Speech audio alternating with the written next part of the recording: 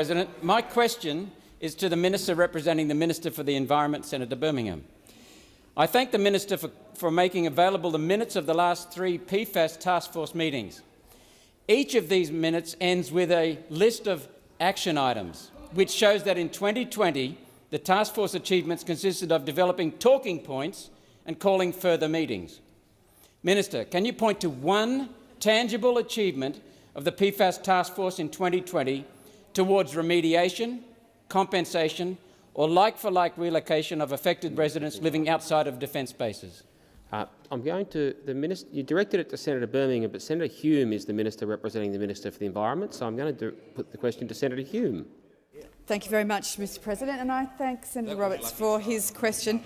Our first priority with managing PFAS contamination has consistently been to ensure the well-being of affected communities.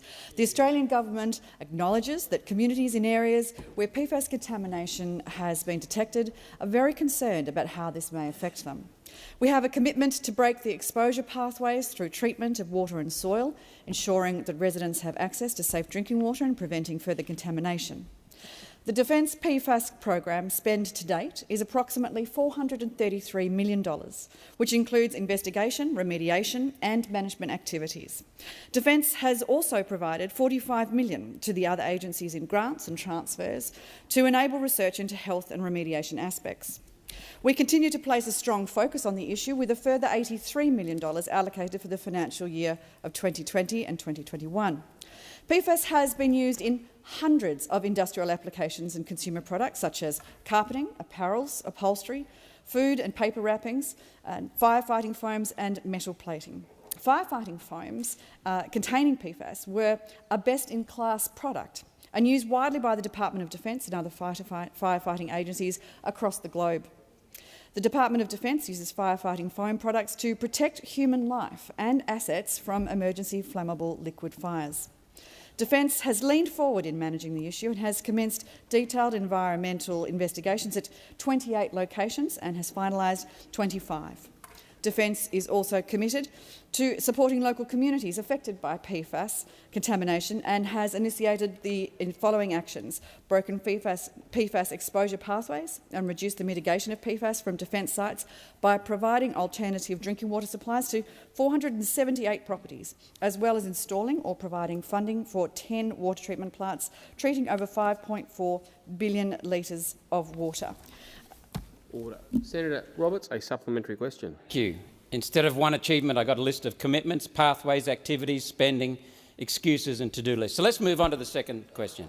Minister, this week a new class action lawsuit was lodged by the Wreck Bay Aboriginal community over PFAS contamination to their traditional lands in Jervis Bay. Does the minister accept that the time to take action is now, before government inaction forces more everyday Australians caught in this nightmare are forced into courts? Senator Hume. Thank you, Senator Ross. Thank you, Mr. President, and I thank Senator Roberts for the question. The Jervis Bay issue is not one that I am familiar with. However, what I can tell you is that on the 5th of June, 2020, the Federal Court of Australia approved the settlement approval applications for the 3 class actions relating to the per and poly, oh goodness me, I'm just going to say it was a very long word, substance, the PFAS contamination in communities near the RAAF base in Williamstown, New South Wales, the Army Aviation Centre in Oakleigh, Queensland, and the RAAF base in Tyndall, New South Wales, the Northern Territory. On the 16th of June this last year, the court published its reasons. Defence Legal currently has 126 open non-litigated claims and 3 litigated claims that are not class actions. On the 15th of April last year, a PFAS class action was filed in the federal court by Shine Lawyers in relation to property owners in delineated areas around defence bases in Pearce, in Richmond. Order. Senator Hume. Senator Roberts, a final supplementary question. When will the government begin offering compensation, remediation and like-for-like relocation of affected residents? Senator Hume. Thank you, Senator Roberts. What I can say is because the issue is currently being litigated, it's inappropriate to comment right now.